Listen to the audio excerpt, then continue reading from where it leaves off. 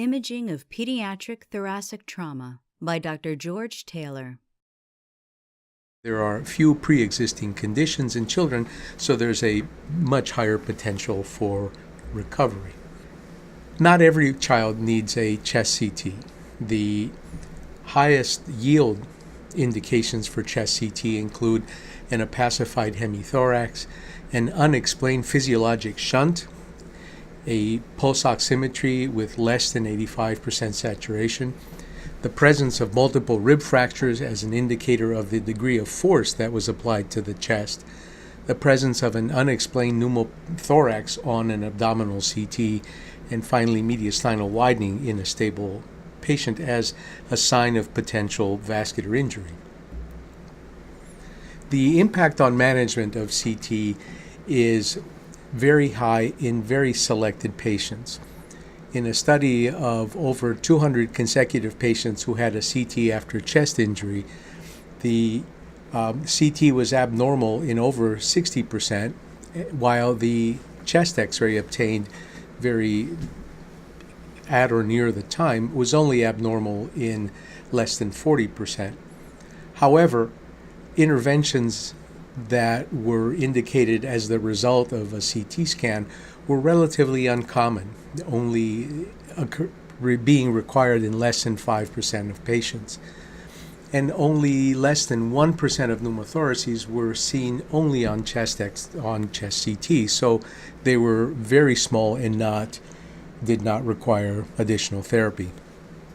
All of this points to the fact that a routine chest CT is not indicated in children unless there is a specific indication and specific concern.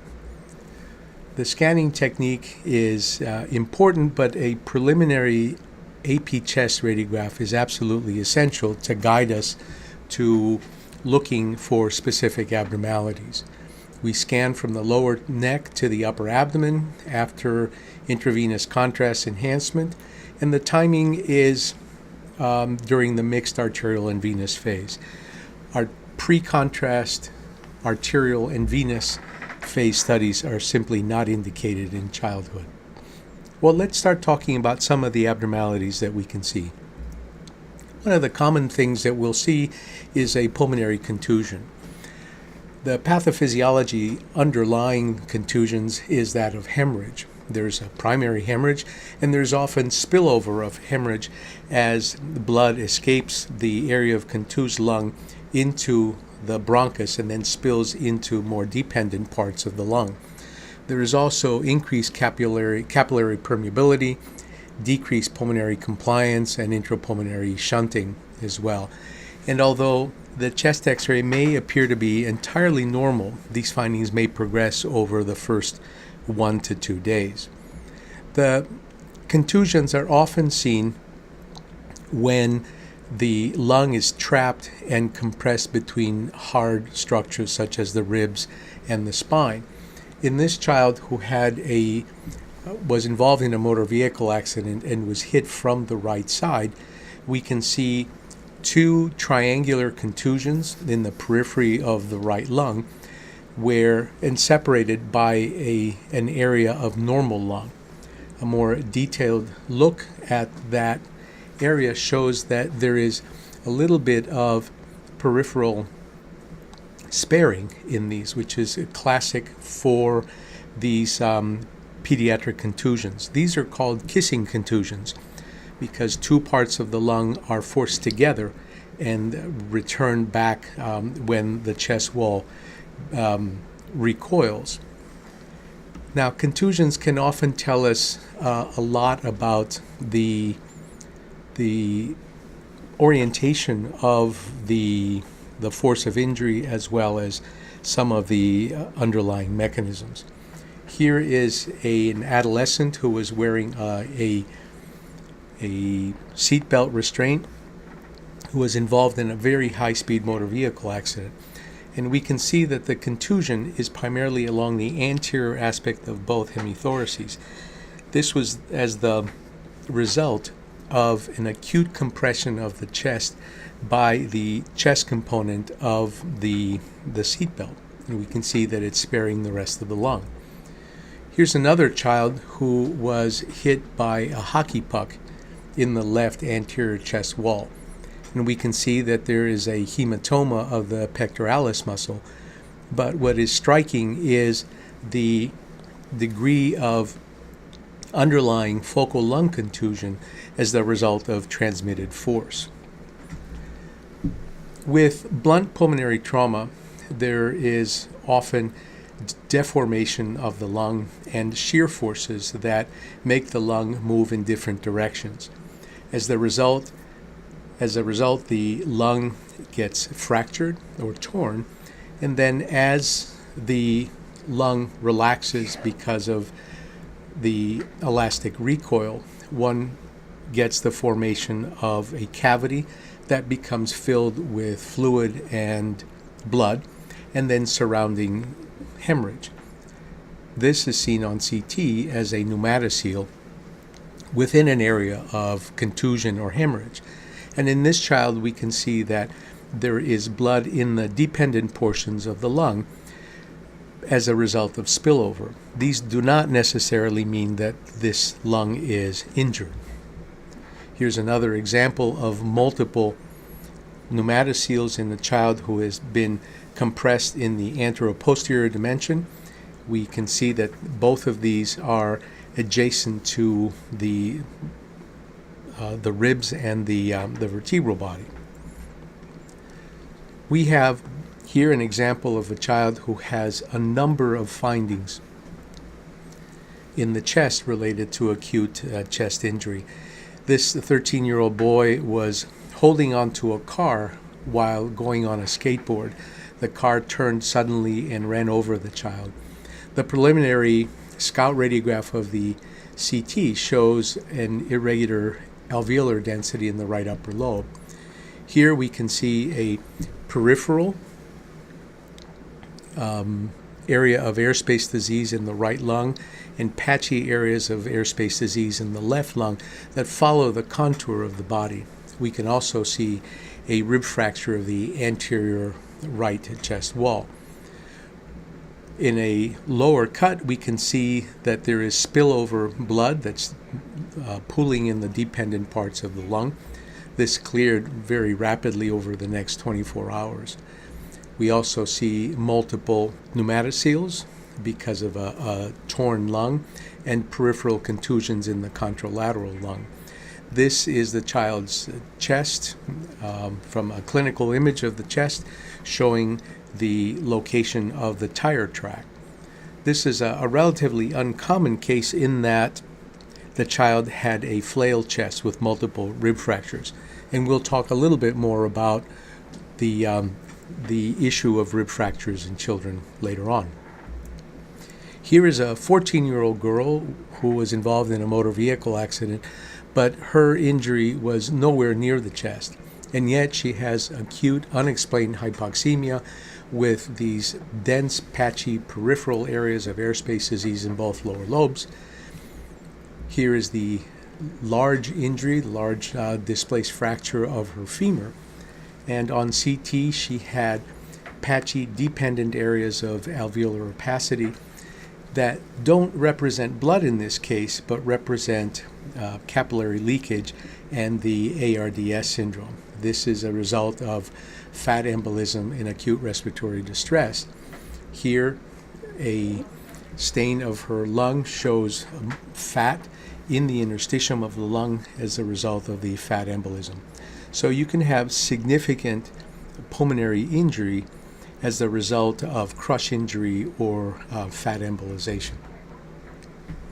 Here's another child that has partially compensated shock, showing dilated loops of small bowel, vicarious extravasation of contrast through the gallbladder, and on chest CT she has a similar pattern of bilateral perihilar airspace disease and dependent edema as a manifestation of ARDS, or acute respiratory distress syndrome, secondary to poorly compensated shock. We see this rarely, but it's an important cause of reversible hypoxemia in children. The next category of findings that I wanted to talk about was pneumothorax and hydrothorax.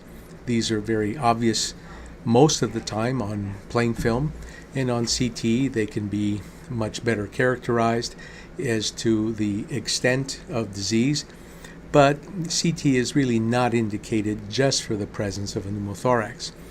On occasion we can see air dissecting in the periphery of the lungs, but also involving major vital structures such as the pericardium.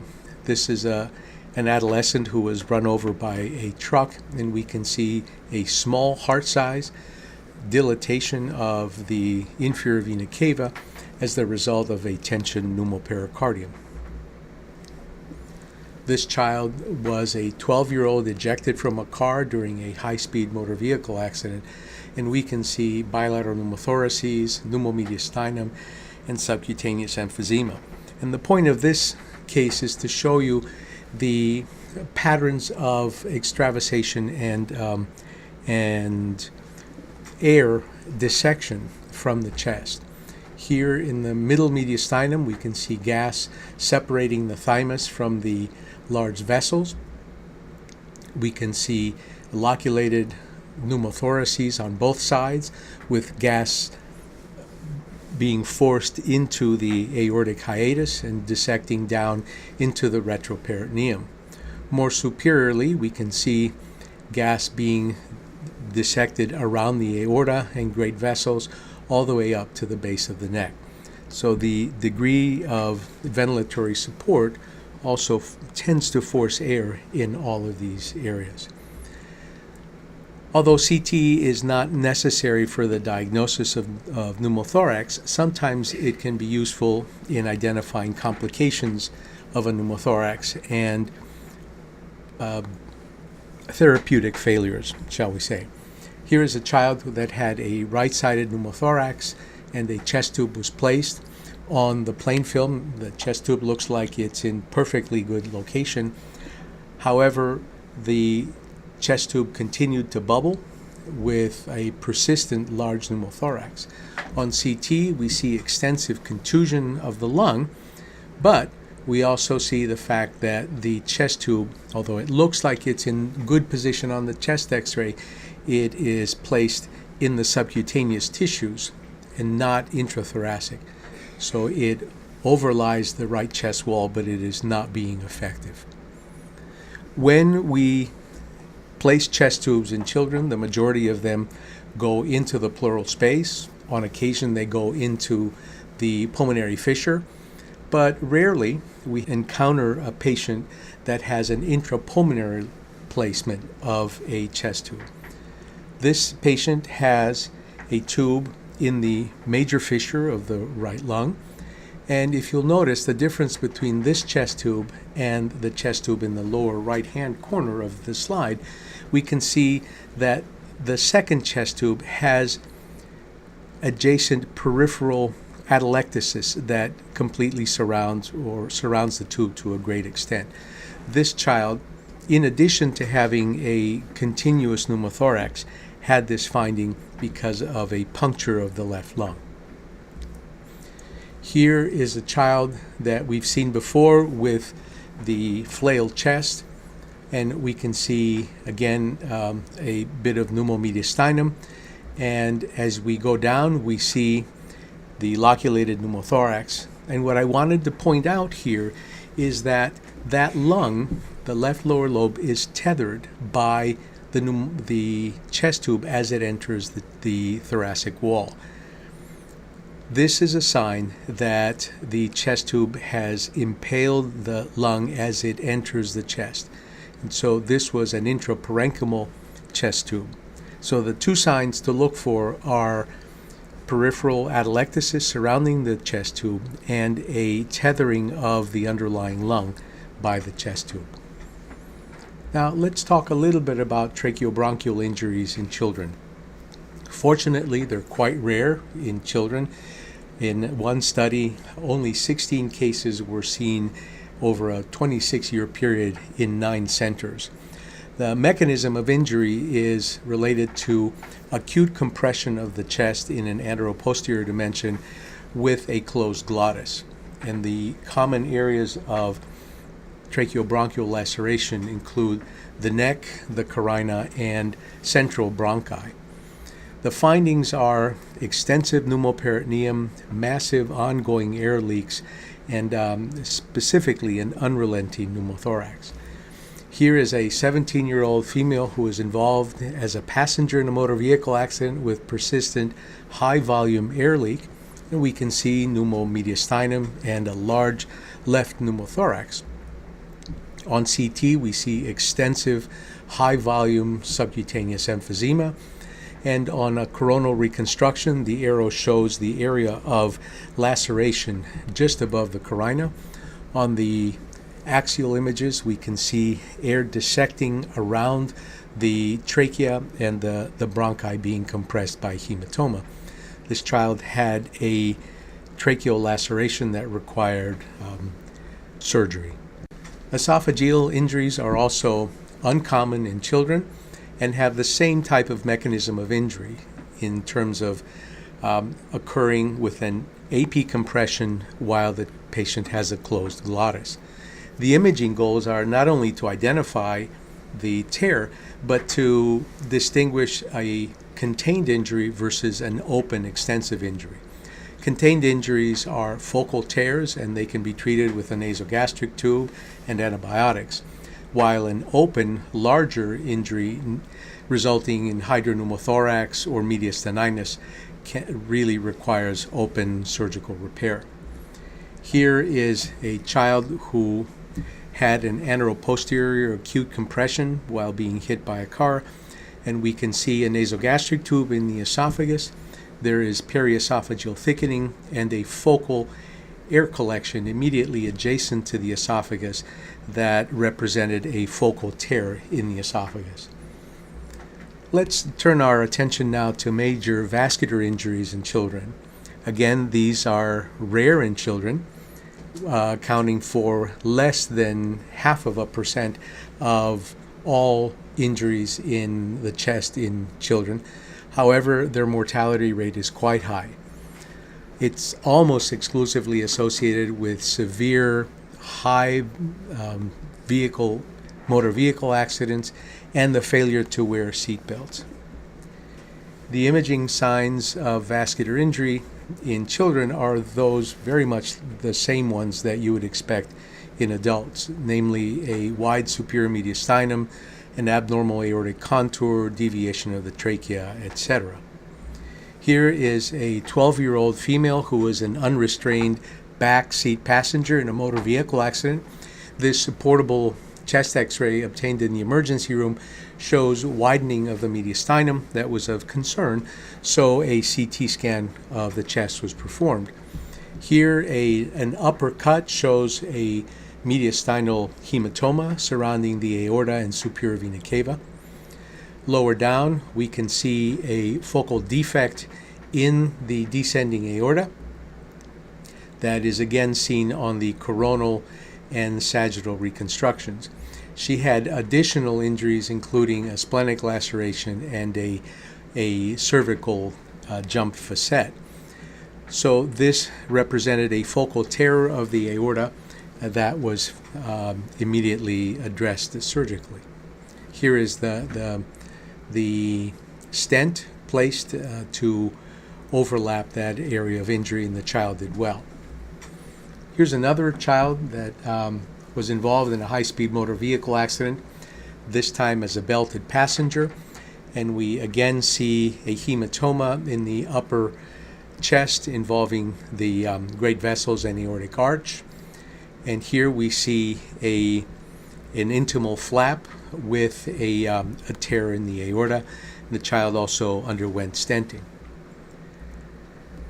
Now, for the most part, the chest injuries in children are blunt injuries. Every once in a while, we will see a gunshot to the chest or a penetrating injury. And gunshots to the pediatric chest can result in overwhelming injury to the lungs.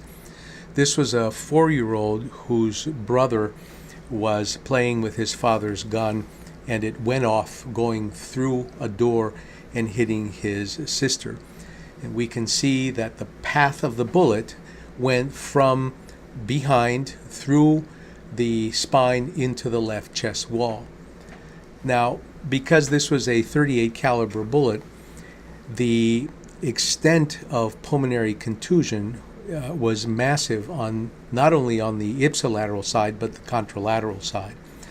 The mass and the velocity of the bullet causes acute compression and then rarefaction of tissues, resulting in much more extensive injury than you would expect with the path of the bullet. But this child also had a chest tube in place that had a ongoing bleeding, and we can see blood leaving the inferior left pulmonary artery and going directly to the chest tube in a child who had a laceration of the pulmonary vein. This was repaired and the child survived. Now, chest wall injuries can also be very important in children and don't receive very much attention in the imaging literature. Here we have a child who is hit by a hockey puck in the right neck. And you can see on this preliminary chest x-ray that there is some mild soft tissue swelling of the right side, the right supraclavicular area.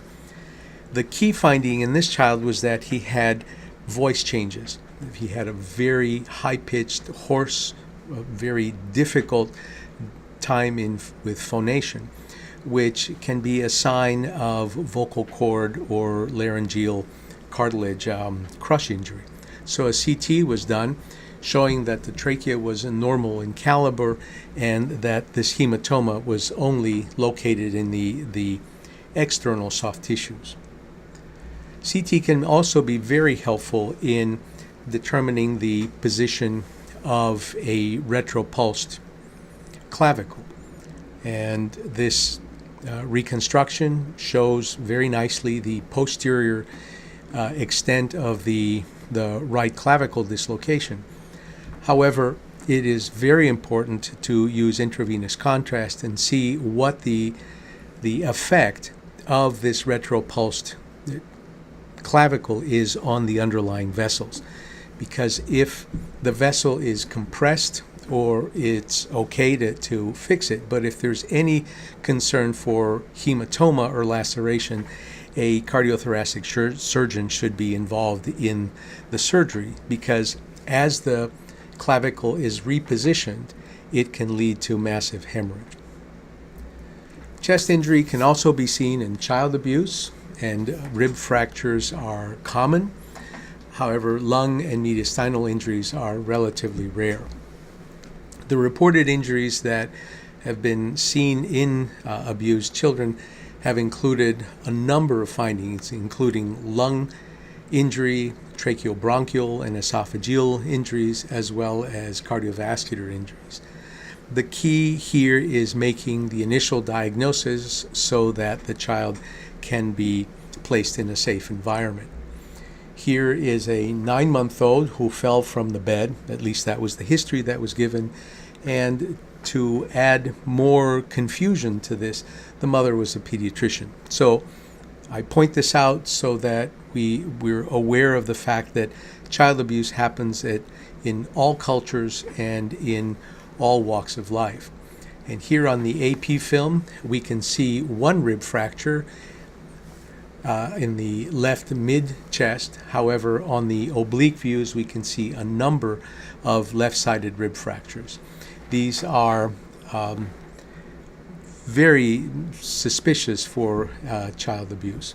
And then on CT, on occasion, we will see a healing rib fracture in the posterior aspect of the rib that is associated with a mechanism of acute chest compression. And these fractures are seen in 3 very characteristic places.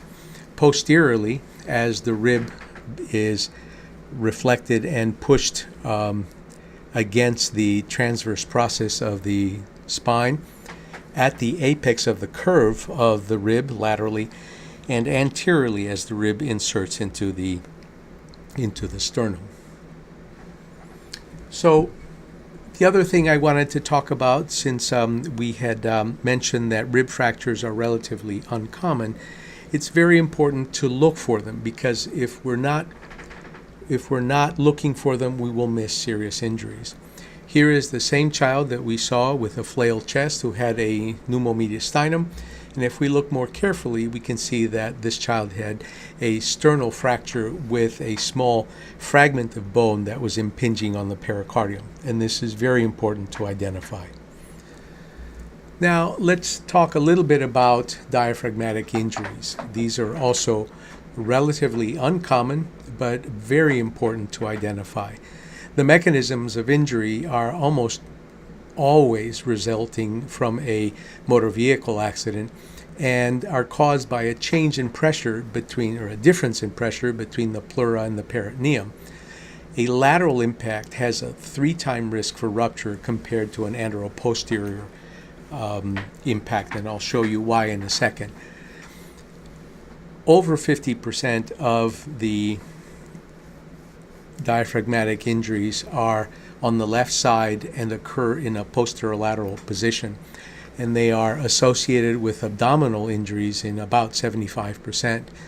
The key thing here is that the initial radiograph can be normal in up to 50%, and the diagnosis delayed in almost 15%. So here is a graphic of the chest wall and the diaphragm, and this animation shows the effect of a side injury. There is compression and distortion of the rib cage with subsequent laceration in a superior-inferior pattern of that leaf of the diaphragm. What happens is that you have a diaphragm that's intact. There's a difference in pressure, resulting in herniation of abdominal viscera into the chest, and this manifests itself as an elevation of that diaphragm. Now, although it could be seen with contusions or subpulmonic effusions, an elevated left hemidiaphragm is a key to further exploration of diaphragmatic injury. Here's a second child that has a CT showing a small amount of colon herniating through a much smaller diaphragmatic defect. Compare that to this child, who was a 17-year-old involved in a very high-speed motor vehicle crash, and you see complete opacification of the right hemithorax. What's missing is that there is no liver in the abdomen. The entire liver is herniated up into the right hemithorax. And on the axial views, we can see a flaccid leaf of the diaphragm with colon and mesentery above the diaphragm. So this was a complete tear of the right hemidiaphragm with herniation of the liver into the right chest. Every once in a while, we will miss a diaphragmatic injury because the child is on positive pressure ventilation. This was a young child who had been the victim of non-accidental trauma, and on CT we knew that he had a hepatic laceration and hematoma. However, he was on positive pressure ventilation and could not come off the ventilator. And yet, despite looking like a pretty normal chest, there was a mild elevation of the right hemithorax, of the right hemidiaphragm, that we attributed to the underlying hematoma. But because of the difficulty in taking him off the ventilator, what we did was we took an X-ray off positive pressure, and look at the difference. We see marked elevation of the right hemidiaphragm because the diaphragm was being tented or stented by the positive pressure. So if you have a concerning child, maybe one of the things that you can do is to do a repeat chest X-ray off positive pressure.